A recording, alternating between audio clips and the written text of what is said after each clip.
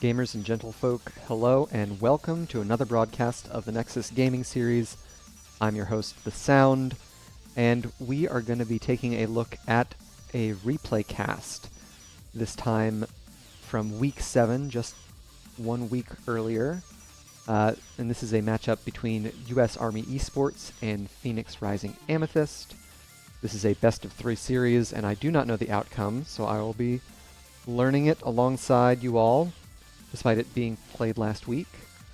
A little bit of background on these two teams. US Army Esports have had a hot and cold first half of their season, securing a handful of dominations, and also getting swept themselves a couple times there. And on the other side of the field, Phoenix Rising Amethyst, after a couple new roster additions for Season 16, bumped up from Division E, so they've jumped 2 whole divisions for this season. With that in mind, let's take a look at our map bans. Just do a quick swipe over there. So we've got map bans from US Army Esports on Alterac Pass and Cursed Hollow, with Phoenix Rising Amethyst responding with bans onto Dragonshire and Infernal Shrines. And I do not have the map selection data, but I can tell you for certain that we are headed to Towers of Doom, though I'm not sure who chose it. So, with all that being said, let's take a look at our first game in the series. And we're going to start by introducing the teams here. On the left, we've got US Army Esports, Fracture playing Greymane, that one guy on Uther, Ace Boogie on Dahaka, Badger on Garrosh, and Surefire on Tychus. And to the right in red, we've got Phoenix Rising Amethyst, Steph with an F on Sylvanas, Baby Whale on Sonya, Gingy Boy playing Li Ming, Little Barista on Lucio, and Eternal Blue playing Anubarak. 3, 2, 1. Checking in on our level 1 talents. We've got a couple quests here. Hammer the Lightbringer from Uther, looking to stack auto attacks for stun CDR, and enhanced agility from the Dahaka, looking to get as much race car speed as he can. US Army Esports opting for a 1-2-2 lane split at the beginning of the game. This is going to give Phoenix Rising the clear on mid-wave first, give them a rotational priority out of the lane, but of course Army are able to safely get away out of bot lane in time. A toss in onto Eternally Blue and a lot of Tychus damage going onto the Anubarak there.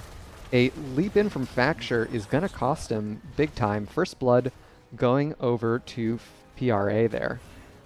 What looked like a scary engage onto the Anubarak ended up turning in favor of PRA in the end. 1 minute now means that our mercenary camps have spawned on the map, and so we can see both teams focusing more on these sapper camps. Checking in, we've got Badger invading. We've got a dig in from Dahaka now. Ace Boogie looking for the kill onto Anubarak, unable to secure it before they burrow charge away. But with all of that damage onto the main tank, it is unlikely that PRA are going to be able to secure their own camp. Heads up play from US Army Esports, understanding their rotational priority with the global. An excellent invade from them. We also saw Badger use the Into the Fray ability on Garrosh to toss one of those sappers directly into the fort front wall in bot, which is a novel use of the talent. A minute before first objective spawns, we've got the bottommost altar spawning as the contested neutral one. And it looks like we're going to have rotational priority on the side of PRA to mid lane. Badger taking a fair bit of punishment from PRA. Mounted Uther still running at the rest of the red team, but they're going to make it out to safety just fine. About even on experience here, a little bit extra hero experience and mercenary experience and structure experience for Army, but PRA not far behind at all. We've got 3 from Army contesting the bottom, while in the top, Ace Boogie harasses Baby Whale.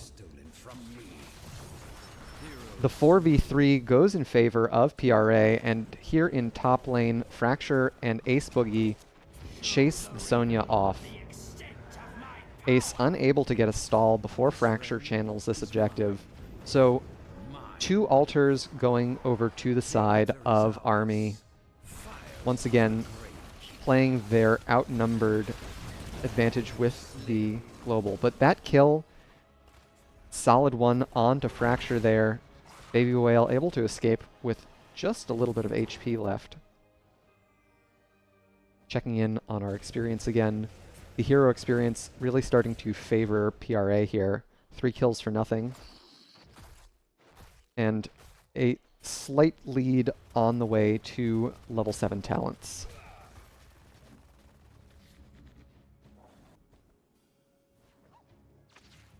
Right side sappers are up and available for capture, so we'll see if PRA are able to secure their camp this time around. Jinchi Boy caught by Badger here, taking a lot of damage. Fracture gonna dive in, secure the kill. That's gonna secure level 7s on both sides. And the real trouble that PRA are gonna run into with their sappers always under assault from Army is that they will always have rotational priority to that camp. That first invade setting up pretty much every successive invade there.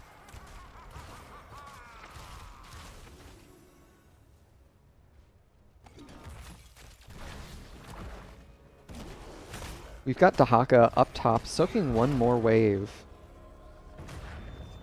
Trying to eke out as much experience as possible while his team stalls. The dig in here, and Indomitable popped by Garrosh. Tongue onto Little Barista here. Lucio is really far forward. Fracture doing the same on the other side of the fight. And that's going to cost Lucio and the objective. Army able to secure another altar, now 8 shots ahead of the red team. And about 3/4 of a level away from their heroic talents. So Army in the lead on experience and on structures and on core shots, doing a great job taking control of this battleground. Here comes another rotation in. Fracture poking their head a little too far out there. No longer hidden from vision. And here come heroics on the side of US Army. Looks like we're going to go with D-Shield for Uther, Adaptation for Dahaka, Decimate on Garrosh, Commandeer Odin, and go for the throat. About 1/4 of a level away from heroics for the red team. PRA would love to have these in time for the next objective. It will be a single altar spawning in the middle of the map. Toss in onto Eternally Blue is going to cost Anubarak their life. Another raid boss goes down.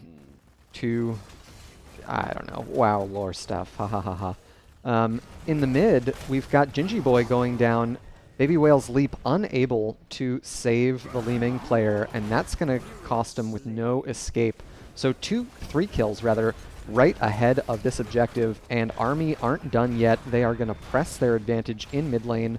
Surefire dropping the Odin to get as much siege onto that mid fort as possible. Looks like Army are trying to set up for a 6 cap, eventually pressuring all 3 lanes as much as possible. Checking in on the top lane, a little bit of damage done there, but nothing serious. No Merc captures available. And we've got another invade from Army. They aren't necessarily favored here. A great cocoon onto the tank player. That's going to be a dead Uther. Fracture goes down next. Resets for the Li Ming means Gingy Boy is able to really dish out the damage. 3 for nothing in that fight. PRA taking a decisive win there. That is going to be a lot of comeback XP for them. Still about 3,000 XP difference between the two teams. And checking back in on bot lane, we've got the Sylvanas and Uberak push with these sappers. Going to do a lot of damage, especially with that Mercenary Queen talent at level 4 for Sylvanas. Able to put a lot of pressure onto this bottom fort. Level 13's now on the side of Army, and we've got a aggressive approach from them with that talent tier advantage. Looks like PRA are going to get out without much trouble. They will not be able to walk these sappers into the bottom fort. However, they are denying their opponents that opportunity as well. Glass Cannon Li Ming at level 13 here for Gingy Boy. And I don't think Army's rotation has been spotted out here. Gingy is going to go down. Little Barista is next to fall.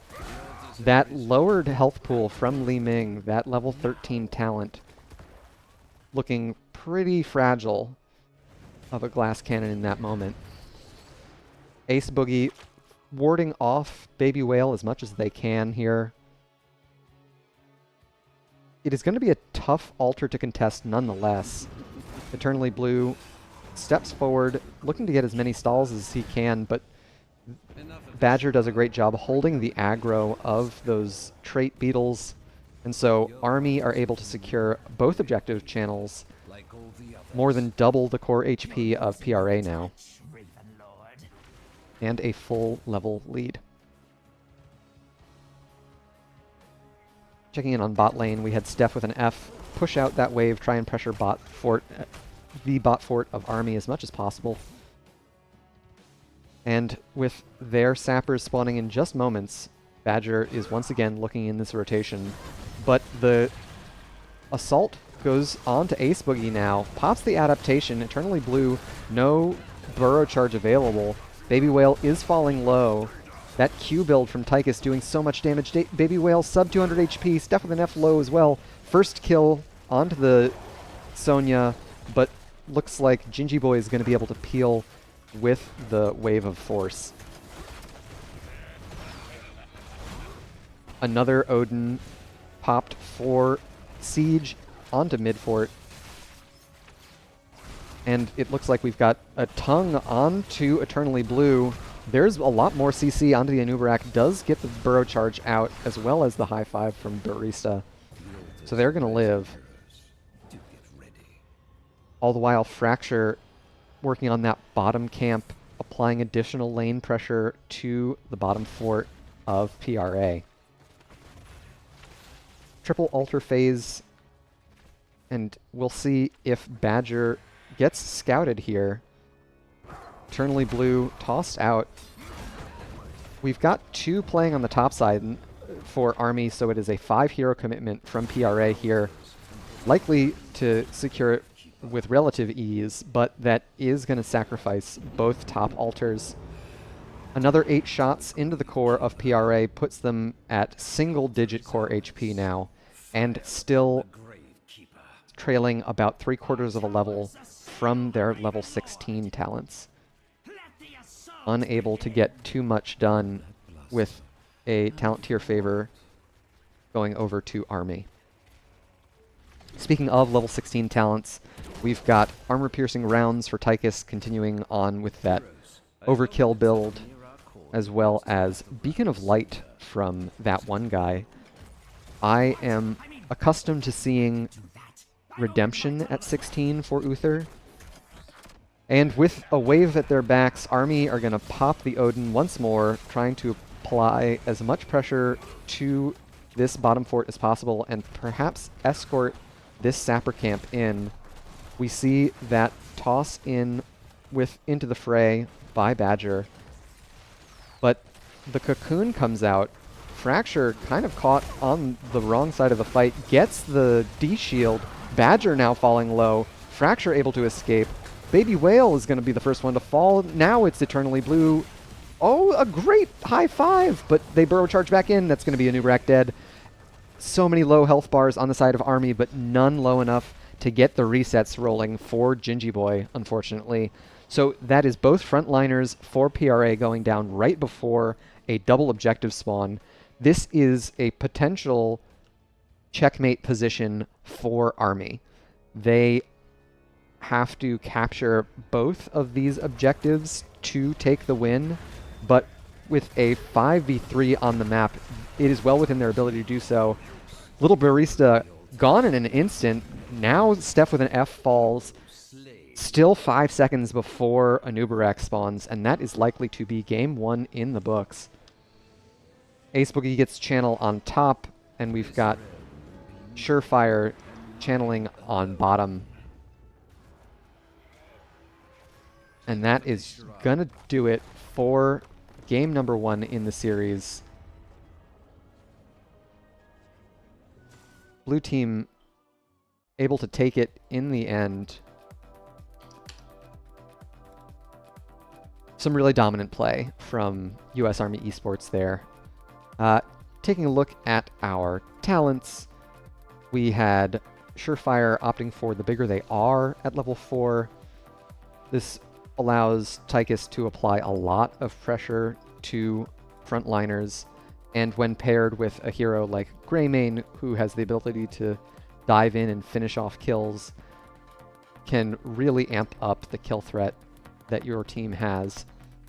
I commented on it when it was chosen. Gingy Boy opting for Glass Cannon, a high-risk, high-reward talent, but it didn't seem like it worked out in this game, unfortunately. Eternal Blue going for the Underking and Subterranean Shield, amping up his survivability when burrow charging in. Checking in on our stats, we've got Tychus with the highest hero damage for Army, but Gingy Boy able to put a lot more damage out. Of course, the effective damage is, I think, where Army really were able to get the better of things. And we can see that in the 12-6 kill count disparity there.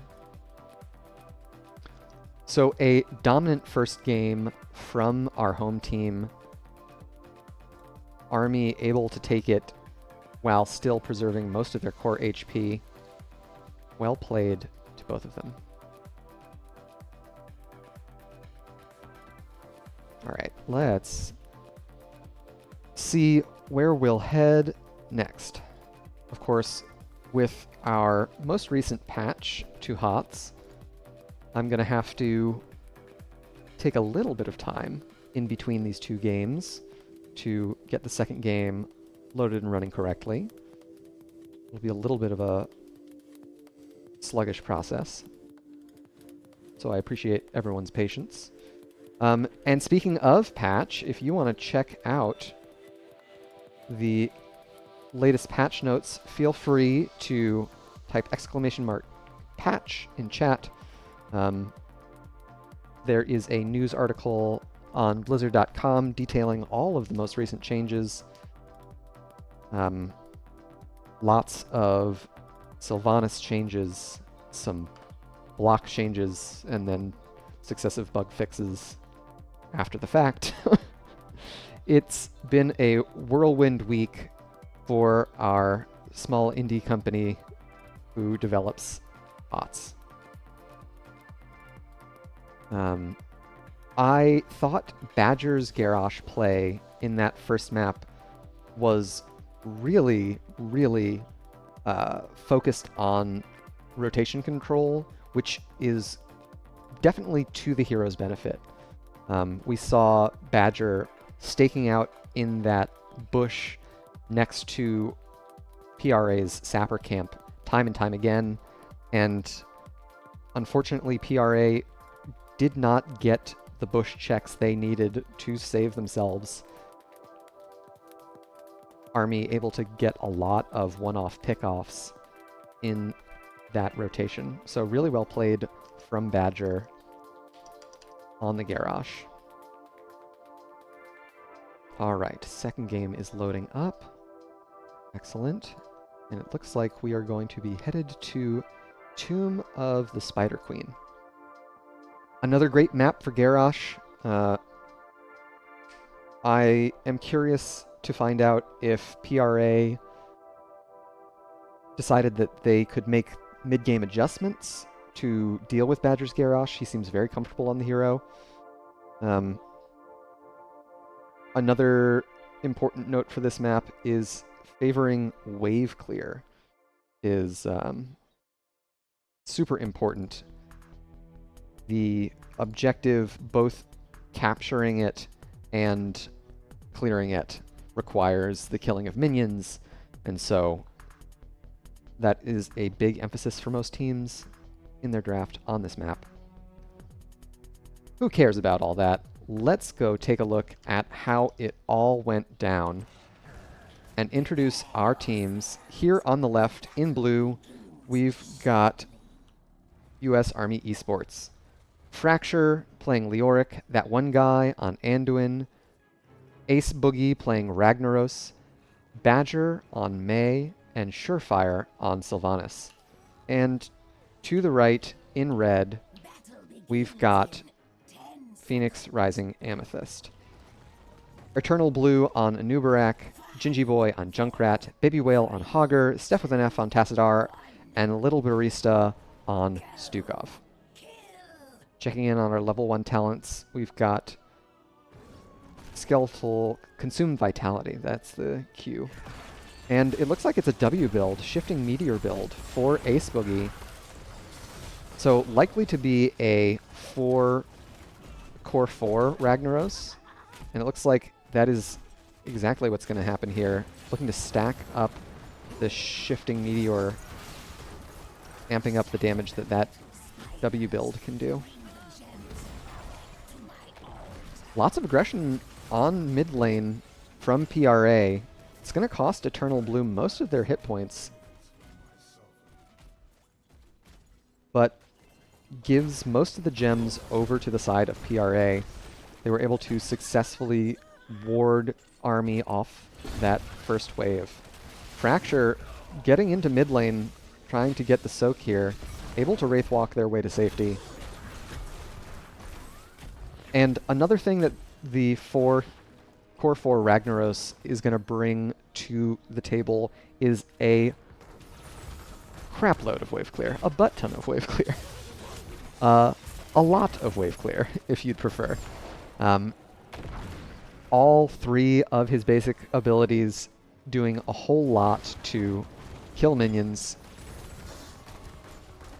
So between him and May and Surefire's Sylvanas, they're going to have a pretty easy time keeping on top of these rotations.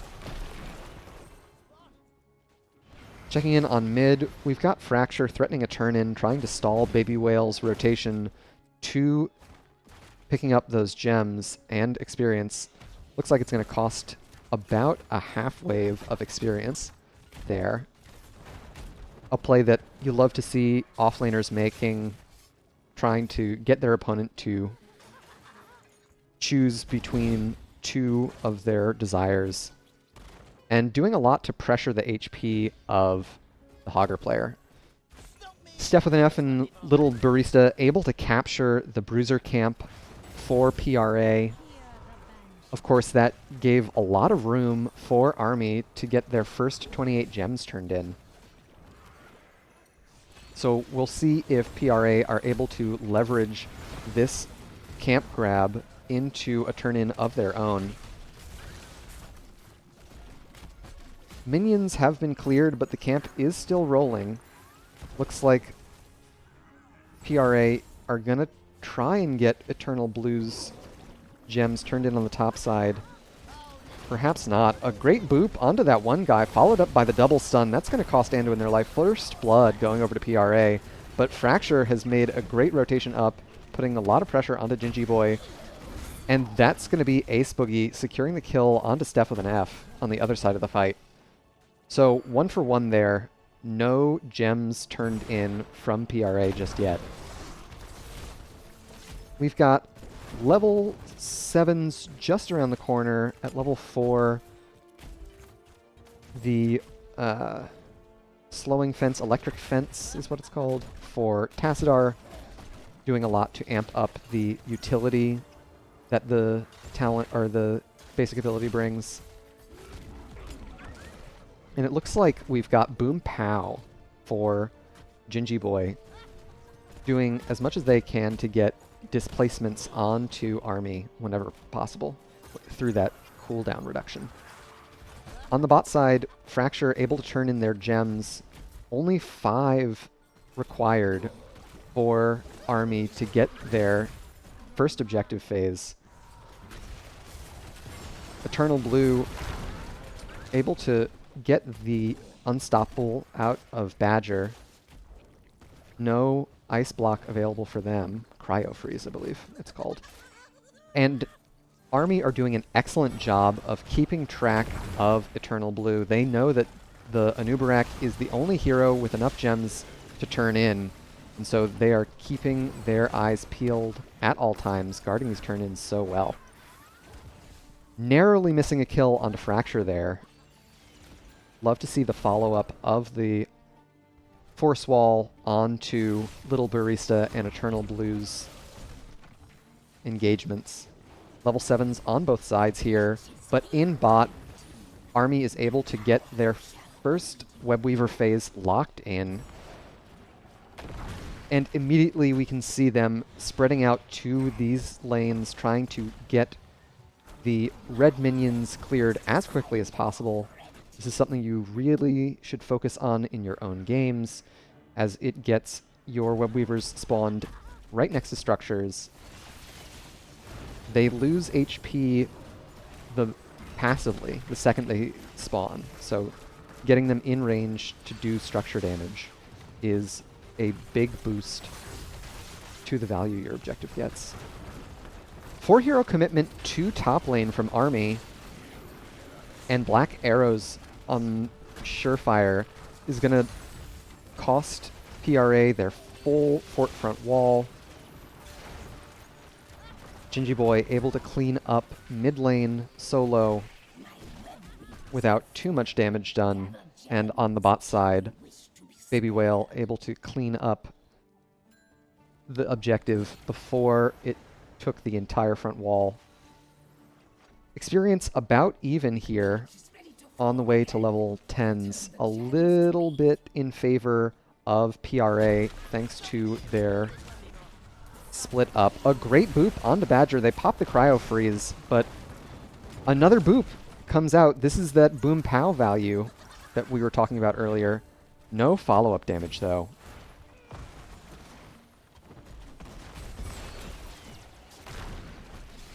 Still 37 gems in the hands of Eternal Blue. Anubarak would love to drop these gems as soon as possible, but once again, Army are keeping vision of the turn-ins. Another Unstoppable from Badger, and with ultimates locked in, Mei is able to peel for herself, catching 3 in the ice wall there. A great use of the heroic to save themselves. It has almost bought enough room for Eternal Blue to turn in A great Riptire from Junkrat, gonna secure another kill. Steph with an F, in trouble in the Entomb here. There is the flailing swipes from Little Barista, not enough to save the Tassadar, and a bunch of damage from Ragnaros in the Molten Core, dropping the hammer, the Sulphurous Smash heroic talent there. So objective secured by PRA, but with 2 heroes dead, Army are going to be able to put a lot of pressure onto these web weavers before PRA can get much push done with them. Top and mid both getting eliminated before any structure damage is secure. Checking in on bot lane, Baby Whale able to put a little bit of pressure onto Leo, who pulls the Entomb again. Narrow miss there, thanks to a good sidestep from Baby Whale. Structural advantage on the side of Army, and we've got policing turn-ins, but they are dropping experience for this. Looks like they're looking to trade a little bit of top XP for a little bit of mid XP. We've got blue team pressuring top turn-in here, and Rag able to get those gems turned in. Only 10 required, and that's spread across the team here. So Army are going to have to keep cycling their heroes in to get the next objective. PRA doing a good job keeping track of where Army are. Silence, stuns, so much damage, and that's going to be the kill secured on to the Mei. A great Wailing Arrow is going to turn things around for Army, getting the kill onto Hogger. Surefire able to hit a massive heroic there. And that kill secures level 13 talents. We've got Enchanted Boots on the side are for that one guy. A Spectral Leech build, hinting at perhaps Mithril Mace at 16 for Leoric. Level 13 secured for PRA, so potentially they'll try and take this even talent tier fight. Instead, Gingy Boy focused on the objective clear, falling very low here, taking a lot of damage from W build. Holy cow, 45 gems. This would be a big kill for Army if they're able to secure it. Gingy Boy able to make it out alive, as is Eternally Blue. Both bot and top forts going down with this objective push from Army.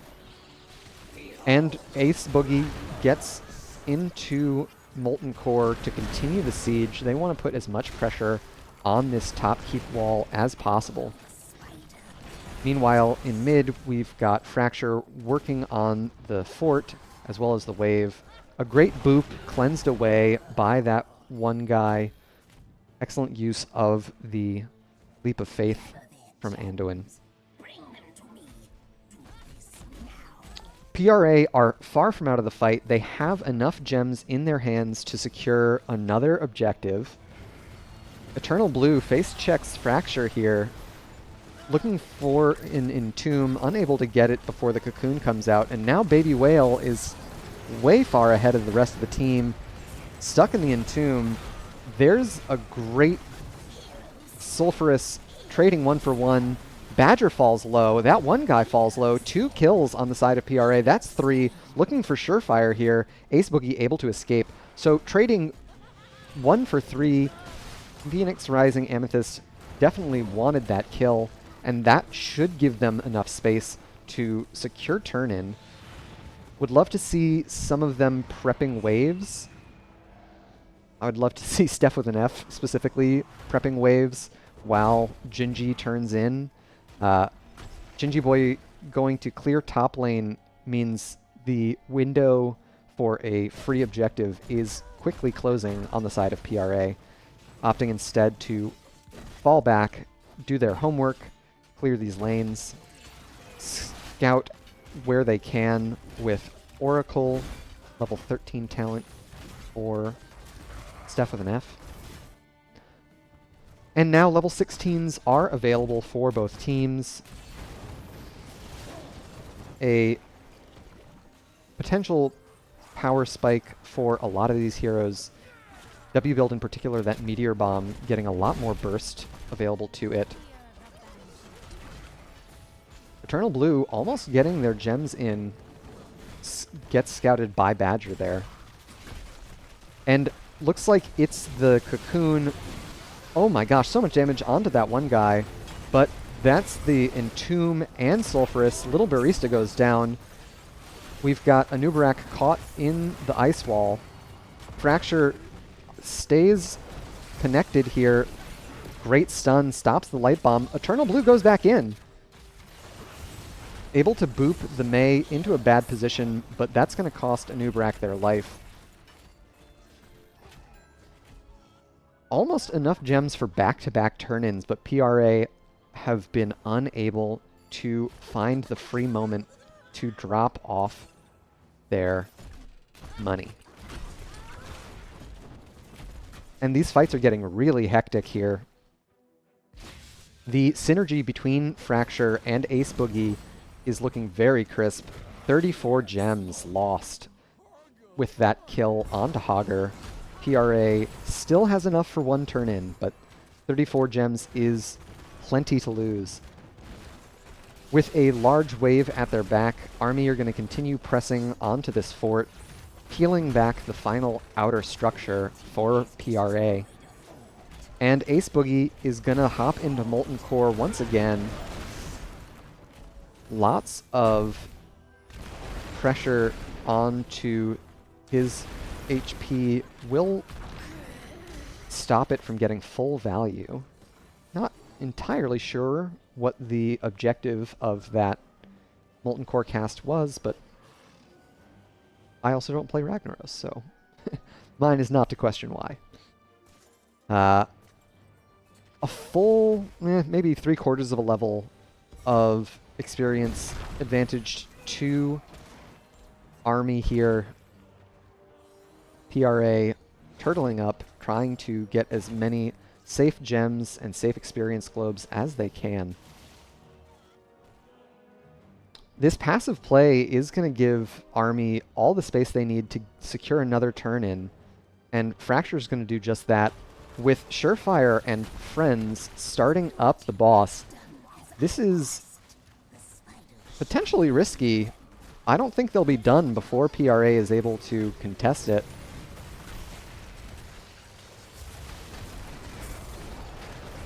And it's a hectic fight. Another Sulfurous lands onto 2. These Entombs from Fracture have been cleaning up these fights in decisive fashion. Baby Whale very low is going to fall. Eternal Blue, that's 4 for nothing. An objective and a boss all in the hands of Army there. Gingy Boy has a lot of wave clear available to them on the Junkrat, but I do not know if even that level of wave clear is going to be enough to stop this push, especially with Storm Talents just around the corner. This top keep is going to go down even before the boss reaches it, most likely. And 20 seconds before the rest of PRA can respawn. This is likely to be a game-ending push. We'll see if Gingy Boy is able to peel anyone off the core, but down below 30% HP, that's going to do it for our second game of the series. GG, and well played to both of our teams. Checking in on our builds at the end of the game. Fracture and Ace Boogie doing a little bit of a role swap here, which is always fun to see flexibility from rosters.